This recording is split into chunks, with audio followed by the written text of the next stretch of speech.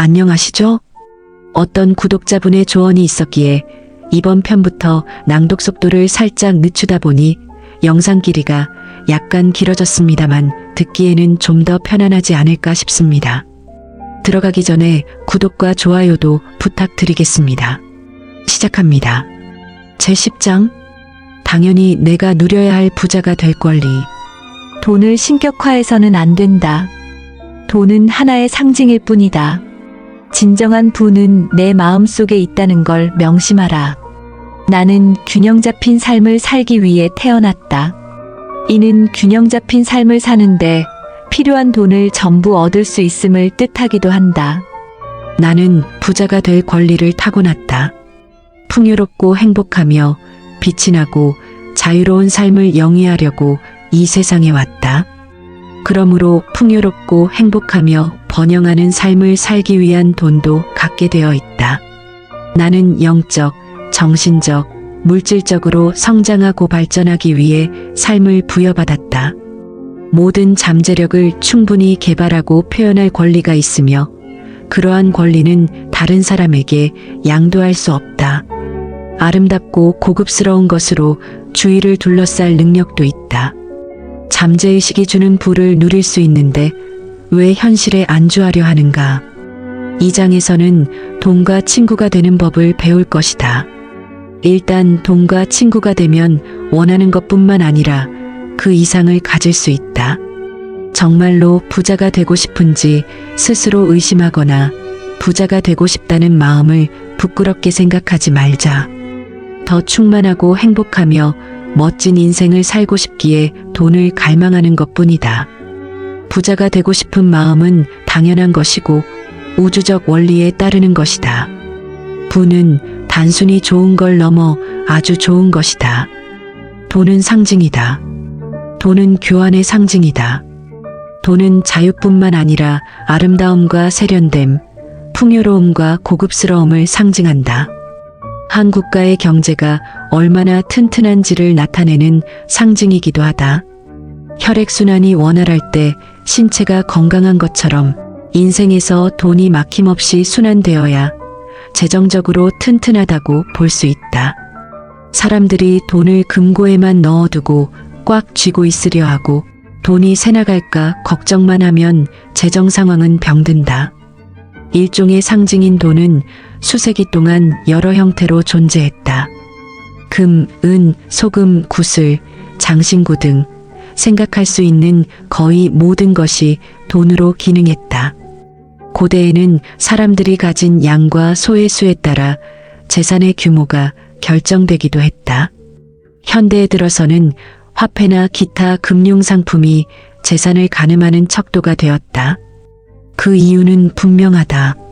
양을 끌고 다니면서 돈처럼 지불하는 것보다 수표를 쓰는 게 훨씬 편하기 때문이다.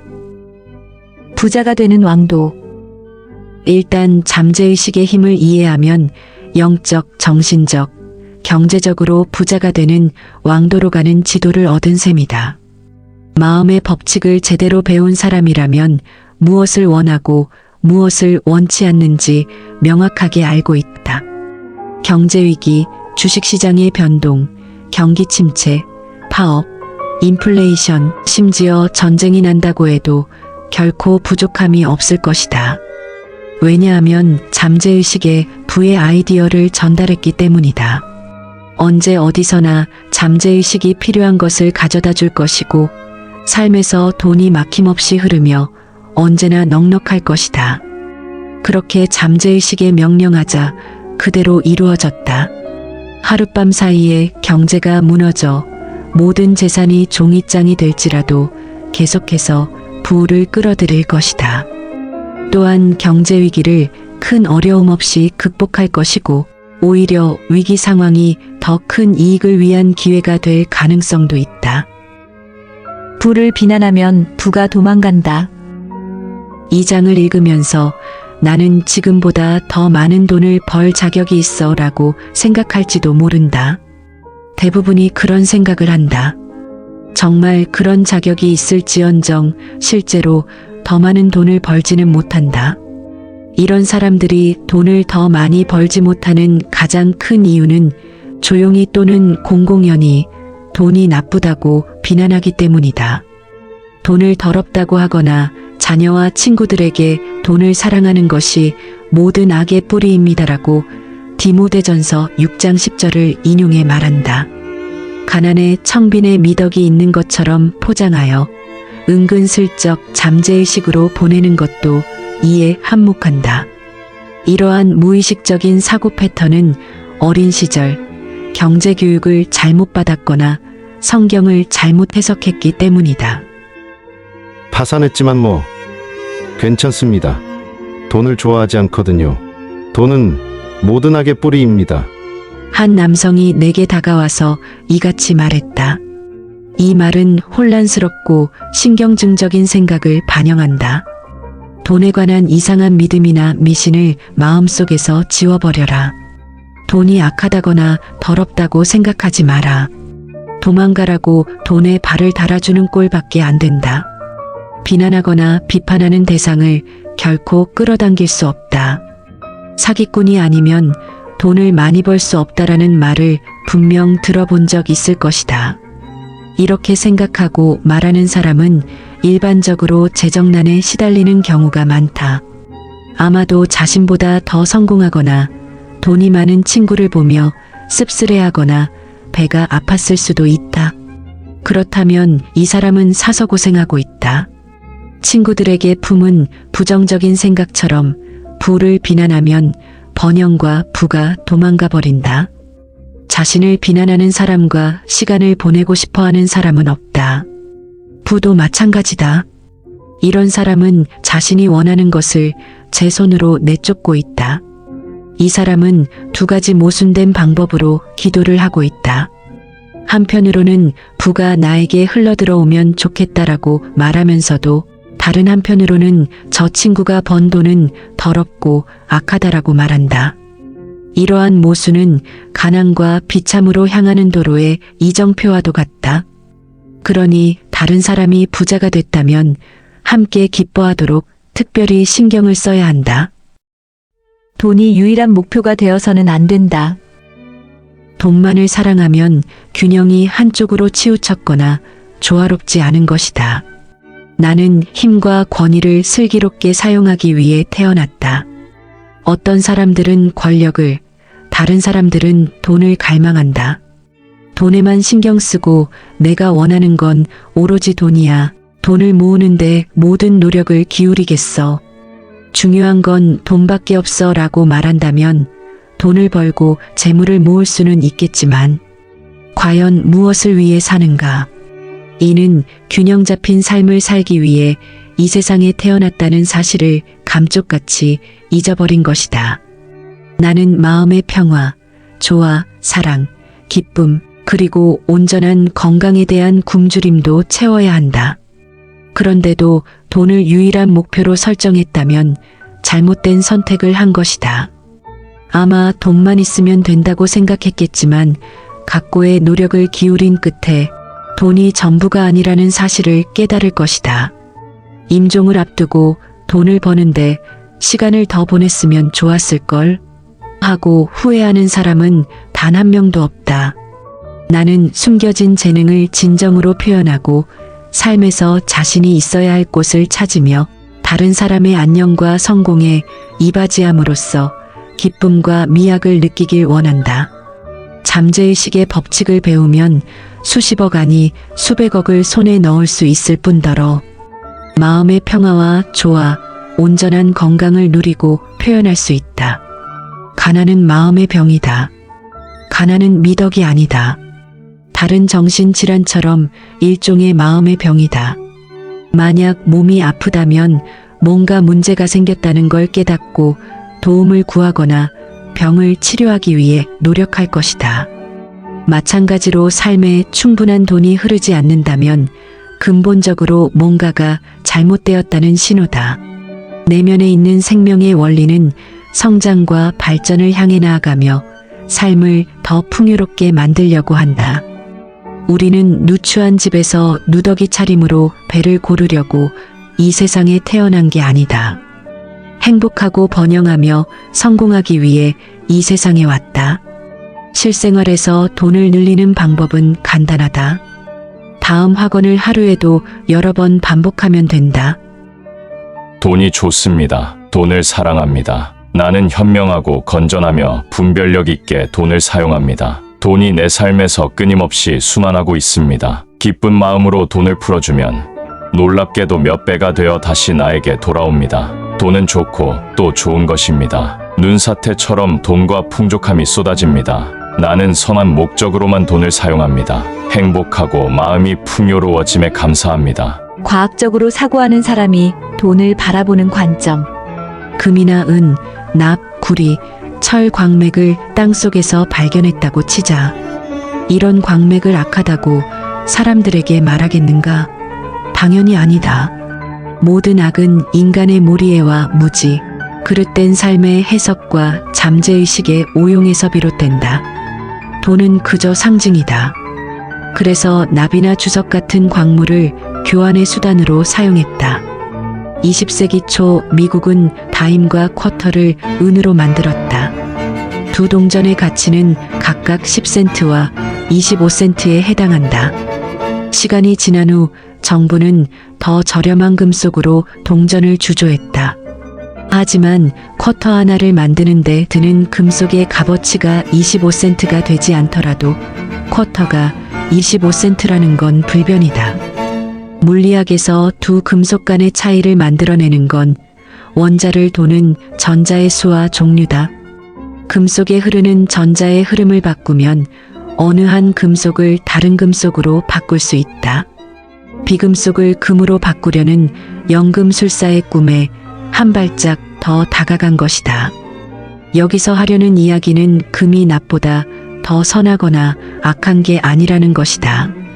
서로 성질이 다른 물질일 뿐이다. 사람들이 역사적으로 납보다 금을 더 좋아하는 이유는 금이 납보다 더 귀하다고 여겼기 때문이다. 영양분을 끌어당기는 씨앗처럼 돈을 끌어당겨라. 호주에서 한 젊은이를 만난 적이 있다. 그는 의사가 되는 게 꿈이라고 했다. 과학 수업을 듣고 성적도 좋았지만 부모님을 일찍 이어 의대 등록금을 마련할 방법이 없었다. 생계를 꾸리기 위해 그는 동네 병원의 진료실을 청소했다. 나는 그에게 이렇게 이야기했다. 땅에 심은 씨앗은 싹을 틔우는 데 필요한 모든 영양분을 끌어당깁니다. 같은 원리로 필요한 아이디어를 잠재의식에 심기만 하면 싹을 틔울 수 있습니다. 젊은이는 잠자리에 들기 전 자신의 이름이 굵은 활자로 크게 쓰여 있는 의사면허증을 매일 상상했다. 면허증의 이미지를 선명하게 떠올릴 수 있었다. 진료실 벽에 걸려있는 의사면허증의 먼지를 닦고 털면서 면허증이 어떻게 생겼는지 자세히 들여다보았기 때문이다. 이런 시각화 기법을 4개월 정도 지속했다.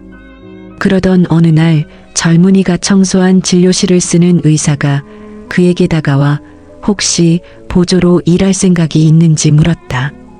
의사는 훈련 프로그램을 이수할 수 있도록 돈을 대주었고 젊은이는 다양한 의료기술을 습득할 수 있었다. 프로그램을 마치자 의사는 젊은이를 보조로 고용하였다.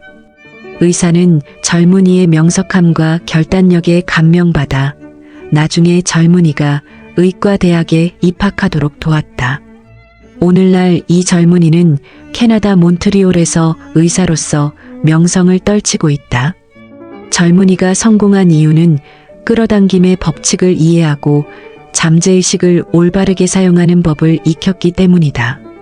결과를 명확하게 안다면 이미 그 결과를 실현하는 방법을 알고 있는 셈이다라는 오래된 법칙을 활용했다. 여기서 결과란 의사가 되는 것이었다. 젊은이는 의사가 되는 현실을 상상하고 보고 느낄 수 있었다. 그리고 의사가 되는 아이디어를 품고 살았다. 그 아이디어를 고수하면서 영양분을 주었고 사랑하며 키웠다. 마침내 시각화 작업을 통해 아이디어는 겹겹이 쌓인 층을 뚫고 잠재의식에 스며들었고 하나의 신념으로 변했다. 그리고 이 신념은 꿈을 이루는데 필요한 모든 것을 끌어당겼다. 왜 어떤 사람의 연봉은 오르지 않을까? 대기업에서 일하는데 능력만큼 월급을 받지 못한다고 가정해보자. 고용주가 내 가치를 알아주지 않는다는 사실에 분개하며 더 많은 돈과 인정을 받을 자격이 있다고 생각할 것이다. 고용주에게 마음의 벽을 쌓으면 무의식적으로 회사와도 마음이 멀어진다. 해고를 향한 일종의 과정을 진척시키는 것이다. 그런 과정이 진행되다 보면 어느 날 그만두는 게 좋겠네 라는 말이 상사의 입에서 나올 것이다. 사실 나를 해고한 사람은 상사가 아니라 나 자신이다. 상사는 단지 나의 부정적인 정신 상태를 확인하는 하나의 도구였을 뿐이다. 이게 바로 작용과 반작용 법칙의 예다. 여기서 생각은 작용이고 잠재의식의 응답은 반작용이다. 잠재의식이 현명한 투자로 이끈다. 투자와 관련된 조언이 필요하거나 보유하고 있는 주식 또는 채권이 걱정된다면 차분하게 주장하라. 무한한 지성이 모든 금융거래를 관리하고 감시합니다. 손을 대는 것마다 대박이 납니다. 믿음과 확신을 가지고 이 말을 자주 반복한다면 잠재의식이 현명한 투자의 길로 나를 이끌어 줄 것이고 손해를 보지 않도록 보호해 줄 것이다. 왜냐하면 손실을 보기 전에 리스크가 있는 증권이나 주식을 팔고 싶은 마음이 들 것이기 때문이다. 공짜는 없다. 대형 상점은 도난을 방지하기 위해 경비원과 감시원을 고용한다. 그리고 매일 값을 치르지 않고서 무언가를 얻으려는 사람들을 잡아낸다. 공짜를 바라는 사람들의 마음 상태는 결핍이 있고 제한적이다. 다른 사람들의 물건을 훔치려고 애를 쓰느라 정작 내면의 평화와 조화, 신념, 정직, 진실함, 선해, 자신감을 저버리기 때문이다. 게다가 그러한 메시지는 잠재의식에 전해져서 성격, 품위, 사회적 지위, 마음의 평화 등 온갖 종류의 상실을 끌어당긴다. 이러한 사람들은 마음의 작동 원리를 이해하지 못한 데다 부의 원천을 향한 신뢰도 부족하다. 만약 진정한 부를 보여달라고 잠재의식에 요구하면 잠재의식은 그 요구에 응답해 일자리를 찾아주고 풍요를 가져다 줄 것이다. 그렇게 정직함과 진실함, 끈기가 배양되면 나 자신과 사회 앞에 떳떳할 수 있다. 마음으로 풍요로운 삶을 받아들이자. 자유와 안락 그리고 부를 누리는 지름길은 잠재의식의 힘과 생각, 심상의 창조력을 인식하는 데 있다. 풍요로운 삶을 마음속 깊이 받아들이자. 정신이 부를 받아들이고 부자가 될 것을 기대한다면 잠재의식은 그 나름의 수학과 역학을 사용해 부를 표현할 수 있는 방법을 찾을 것이다. 부유하다는 기분을 느끼기 시작하면 풍요로운 삶을 누리는데 필요한 모든 것이 눈앞에 나타날 것이다. 다음 내용을 매일 확언하며 마음속에 새겨라. 나의 잠재의식은 무한한 부를 생성합니다. 부자가 되고 행복하며 성공하는 것은 나의 권리입니다. 엄청난 돈이 막힘도 없고 끝도 없이 흘러들어 옵니다. 나는 나의 참된 가치를 언제나 알고 있고 재능을 아낌없이 발휘하고 있으며 경제적으로 큰 축복을 받았습니다. 굉장한 일입니다. 제10장의 요지를 반복해 보겠습니다. 부자가 될 권리를 주장할 수 있을 만큼 대담해야 한다. 그러면 마음속 깊은 곳에서는 내 주장이 받아들여질 것이다.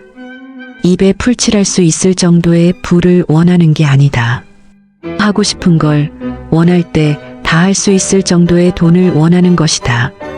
그런 돈을 가지려면 잠재의식의 부를 제대로 이해해야 한다. 인생에서 돈이 막힘없이 순환해야 재정적으로 튼튼하다고 볼 수 있다. 돈을 조수처럼 여기면 언제나 충분한 돈을 가질 수 있다는 관점이 생겨난다. 밀물과 썰물은 끊임없이 되풀이된다. 지금 잠시 썰물 상황이 되더라도 반드시 밀물이 돌아올 것임을 잊어서는 안 된다. 잠재의식의 법칙을 알면 어떤 형태로든 돈이 들어온다. 생계를 간신히 꾸려나가고 돈이 없어 빌빌대는 이유는 돈을 비난하기 때문이다. 무언가를 비난하면 날개가 돋쳐 날아가 버린다.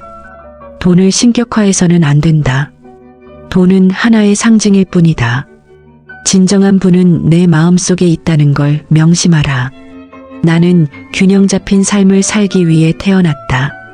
A는 균형 잡힌 삶을 사는데 필요한 돈을 전부 얻을 수 있음을 뜻하기도 한다. 부자가 되는 것을 인생의 유일한 목표로 삼지 마라. 부와 행복, 평화를 요구하라. 잠재의식은 내가 베푼 선의와 사랑을 복리로 불려 되돌려 줄 것이다. 가난은 미덕이 아니라 마음의 병이다. 즉시 내면의 갈등을 해소하거나 병을 고쳐야 한다. 누추한 집에서 누더기 차림으로 배를 고르려고 이 세상에 태어난 게 아니다.